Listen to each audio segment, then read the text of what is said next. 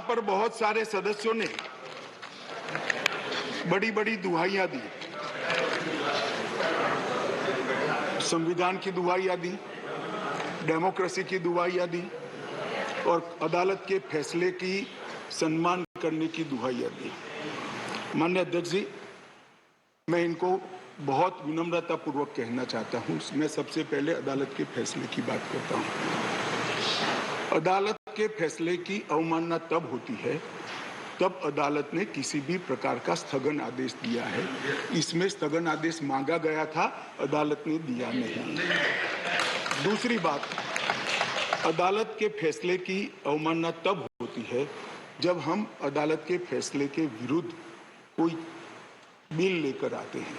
यहाँ अदालत ने अपने फैसले में स्वयं कहा है कि दिल्ली संघ राज्य के लिए देश की संसद किसी भी प्रकार का कानून बना सकती है। और माननीय अध्यक्ष जी, मैं सर्वोच्च अदालत के प्रति अति विनम्रता रखते हुए बताता हूं कि कई फैसले ऐसे होते हैं जो न्याय की कानून की इंटरप्रिटेशन करते वक्त अदालत देती है, मगर आज की जनभावनाओं के अनुरूप वो नहीं पाए जाते हैं।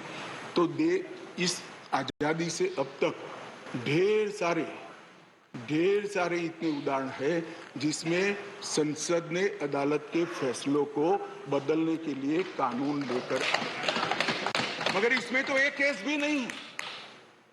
माननीय अध्यक्ष जी, इस देश की संसद ने कई बार संविधान बदला।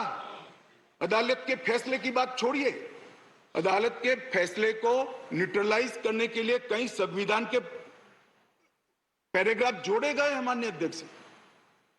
और ये संसदीय परंपरा है जिसको अदालतों ने भी स्वीकार किया है। और पहला संविधान संशोधन तो तब हुआ जब पार्लियामेंट भी नहीं बनी थी मान्यवर। कॉन्स्टिट्यूएंट असेंबली ने पहला संविधान संशोधन पारित किया था, तब से संविधान बदलने की प्रक्रिया चली है। और मैं आपको बताता हूं भाई, हम संविधान में बदलाव इमरजेंसी डालने के लिए नहीं लाए हैं। हम संविधान में बदलाव उस वक्त की तत्कालीन राष्ट्रपति की सदस्यता जो चली गई थी, इसको पुनर्जीवित करने के लिए नहीं लाए हैं। और इमरजेंसी डालकर लाखों डेमोक्रेटिक कार्यकर्ताओं को जेल में अरे खड़गे जी सुनिए, मैं धैर्यपूर्वक सुना हूं। कांग्रेस को लोकतंत्र पर बोलने का कोई अधिकार नहीं है। आप क्या बात करते हो लोकतंत्र की?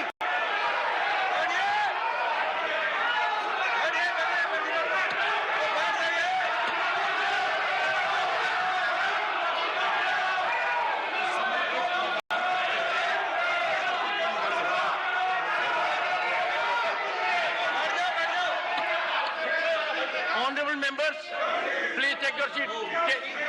Take your seat. Nothing will go on record. Take your seat. Take your seat. One second, please.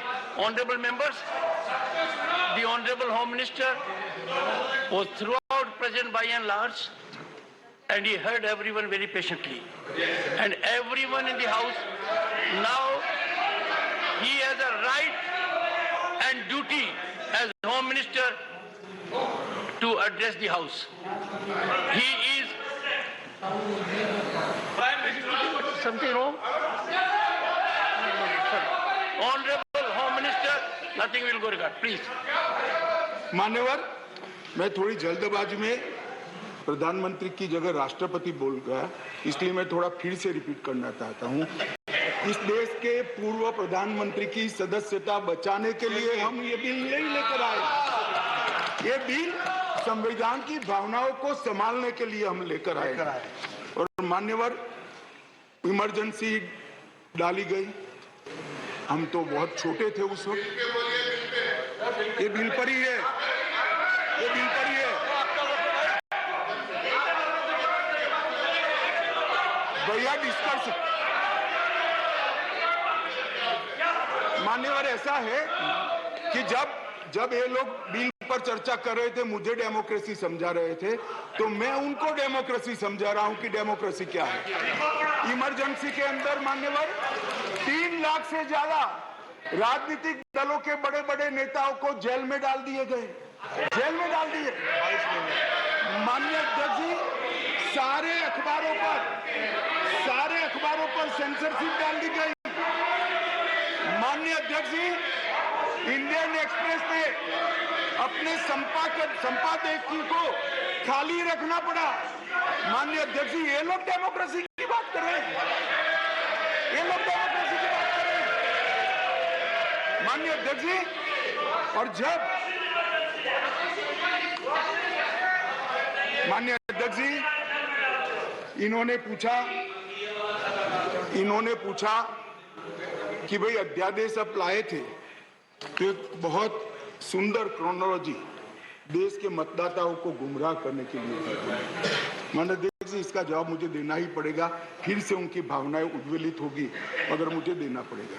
माननीय अध्यक्ष जी, उन्होंने कहा 11 मई को फैसला है और 17 मई को ऑर्डिनेंस लाया गया और 19 मई को एससी को सुप्रीम कोर्ट को छुट्टी पर जाना था, तब ऑर्डिनेंस को घोषित किया गया। माननीय अध्यक्ष जी, मैं इसका तो पूरा क्यों करना पड़ा इसका मुझे जस्टिफिकेशन देना चाहिए, क्योंकि विरोध भी 2 दर्ज हुए इसी विषय पर। परंतु मैं उनको ये कहना चाहता हूं, और एक मुद्दे कौन खड़े कर रहे हैं जिनका पूरा जीवन सुप्रीम कोर्ट में वकीलात करते करते गया। उनको ये भी मालूम नहीं है कि वैकेशन बेंच होती है और वैकेशन के अंदर भी अगर उचित लगे तो मुख्य न्यायाधीश महोदय खंडपीठ भी बना सकते, संवैधानिक खंडपीठ भी बना सकते और स्थगन आदेश दे सकते। वैकेशन के बाद क्या हुआ? ऑर्डिनेंस आ गया। वैकेशन के बाद चैलेंज किया, चैलेंज कर स्थगन आदेश मांगा, सुप्रीम कोर्ट ने नहीं दिया, आज भी नहीं है। मैं तो बिल लेकर आया हूं। अब ये क्रोनोलॉजी का क्या मतलब है बताइए? मगर यहां चर्चा कर एक भ्रांति खड़ी करना कि हमारे अधिकारों को लेने के लिए लालायित थे। भैया, अधिकारों को लेने के लिए लालायित नहीं थे, हम दिल्ली की जनता के अधिकारों की रक्षा के लिए लाए। इसलिए मान्यवर, ये जल्दी करनी पड़ी। मान्यवर, मैं आगे बताता हूं कि जल्दी क्यों करनी पड़ी। मान्यवर, अब मेरे पास भी एक क्रोनोलॉजी है, जरा उसको धैर्य से सुनना चाहिए। मान्यवर, 11/5/23 को ये अध्यादेश आया और ये फैसला है। फैसला लगभग 3-4 बजे के आसपास घोषित हुआ। उसके बाद में 5:30 बजे फैसला क्या था मान्यवर? फैसला तो ये था कि संवैधानिक खंडपीठ ने एक फाइंडिंग दिया है, ये रेगुलर बेंच के सामने जाएगा, रेगुलर बेंच हियरिंग करेगी और बाद में इस पर आदेश पारित करेगी, तब जाकर फैसला लागू होगा। फैसला तो अभी लागू भी नहीं हुआ है। मगर जल्दबाजी किसको कहते हैं मैं बताता हूं श्रीमान राघव चड्ढा जी। जल्दबाजी इसको कहते हैं कि अभी आदेश तो पारित भी नहीं हुआ था। एक नीति विषयक फैसला लिया जो 2 जजों की खंडपीठ ने सुनकर उस पर आदेश पारित किया जाना था, इसके बाद इंप्लीमेंटेशन होना था। 11/5 को शाम को 5:30 बजे एक नोट सर्कुलेट कर दिया गया कि आज 5:30 बजे तक पात्र अधिकारियों की सूची के साथ जो इस पद पर तैनात हो सके, सचिव सेवाओं के मतलब सेक्रेटरी सर्विस के लिए एक नोट प्रस्तुत किया था। ट्रांसफर करना भी चालू कर दिया। बोले अभी तो खंडपीठ 2 जजों की खंडपीठ का जजमेंट भी नहीं आया और ट्रांसफर करना चालू किया। सोशल मीडिया में घोषणा कर दी, अभी तो एप्लीकेशन मंगाई, नोट मंगाया है। सोशल मीडिया पर कह दिया श्री आशिक माधवराव मोरे को बदल दिया गया। कैसे बदलोगे भाई, कैसे बदलोगे मान्यवर? और इसके आगे मैं जाना चाहता हूं। इसके बाद सतर्कता विभाग विजिलेंस के मिनिस्टर ने सभी सहायक निर्देशकों को आदेश दे दिया कि विशेष सचिव सतर्कता को रिपोर्ट न करिए, उनको डायरेक्ट रिपोर्ट करिए। अब जो एडमिनिस्ट्रेशन मुझे समझाते थे, मैं उनको समझाना चाहता हूं, डायरेक्ट जॉइंट डायरेक्टर लेवल का ऑफिसर सीधा मंत्री को रिपोर्ट करे, ऐसा कैसे हो सकता है भाई? कैसे हो सकता है? ये एडमिनिस्ट्रेशन है क्या? किसके साथ में खड़े रहे हो? जवाब देना पड़ा दिल्ली की जनता को भी। मान्यवर, इसके बाद सतर्कता विभाग के मंत्री जी ने आदेश दे दिया 13 तारीख को कि मैनुअल के पैरा 2.22 के उल्लंघन किया, जिसमें विजिलेंस सेटअप के कार्यबल सीवीओ के परामर्श से संगठन के प्रमुख संगठन में प्रभावी सतर्कता प्रबंधन के लिए कार्यबल तैनात करने के निर्देश बनाने के लिए सूचना कर दी। अब मुझे ये समझ नहीं आता है, अभी तो संवैधानिक खंडपीठ को आदेश भेजा है, इंटरप्रिटेशन भेजा है, इस पर खंडपीठ ने 2 जजों की खंडपीठ ने सुनवाई करनी है और फिर जजमेंट देना है। यहाँ पूरा इम्प्लीमेंटेशन कर दिया। मगर विश्व में कोई भी, विज्ञान का नियम है, कोई भी चीज अकारण नहीं होती। ये विजिलेंस विभाग को ही क्यों टारगेट बनाया गया? ट्रांसपोर्ट को नहीं बनाया गया, सफाई को नहीं बनाया गया, जल बोर्ड को नहीं बनाया गया, जल विभाग को नहीं बनाया गया, मान्यवर रोड एंड बिल्डिंग को नहीं बनाया गया, सोशल वेलफेयर को नहीं बनाया। ये सारे शासन के साथ जुड़े हुए भी नहीं है क्या? ये किसी में जल्दी नहीं हुई, सिर्फ विजिलेंस में हुई। अब मैं इस कारण बताना चाहता हूं कि सदन में विजिलेंस में क्यों जल्दी हुई। मान्यवर, इसके अंदर आबकारी घोटाले की, शराब घोटाले की फाइल विजिलेंस में पड़ी थी। इसलिए मान्यवर आधी रात को विजिलेंस डिपार्टमेंट खोलकर फाइलों की हेराफेरी करने की फरियाद दिल्ली पुलिस को मिली है। मान्यवर केशव राव जी कहते थे हम तो ना इनके साथ है ना उनके साथ है, ना आपसे जुड़ाव है ना उनसे जुड़ा है। बीआरएस वालों का भी इस शराब घोटाले के साथ आप पार्टी के साथ जुड़ाव है, इसीलिए आप वहां बैठे हो। मान्यवर, एक फाइल थी आबकारी घोटाले वाली, दूसरी फाइल थी एक यहाँ पर शीश महल बना है मान्यवर, बहुत बड़ा शीश महल। हमने When we speak, you stop us. Sheesh Mahal is allowed to नहीं, एक मिनट, मान्यवर, शीश महल में असंसदीय क्या है? अभी मैं आगे तो बोला ही नहीं। What is your objection? What is the problem? For sake of objection, you are raising objection. पागल हो गया है। No, you just want to hold the floor. 258. Sorry, please. 258. Sorry.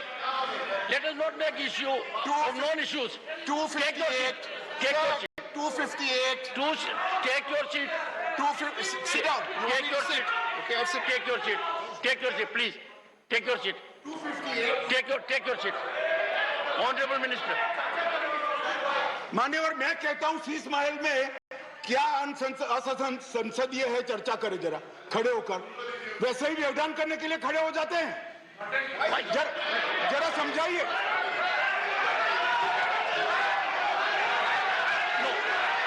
मान्यवर, मेरा निवेदन है, मान्यवर मेरा निवेदन है, असंसदीय क्या है इसमें इसकी चर्चा की जाए। मेरा निवेदन है। Take your seat, please. Take your seat. Take your seat. Take your seat. Sheesh Mahal की चर्चा हो जाए। Take your seat. Take your seat. Take your. You.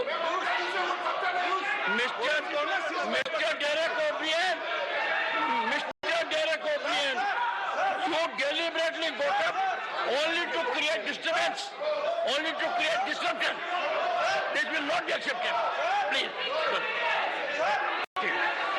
Sir, leader would like to speak, sir.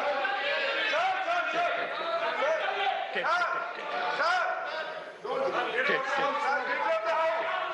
Please. Sir, leader of the house. No. Honorable Minister. Leader of the house. Sir, ये One आपने second. पिछली बार भी इस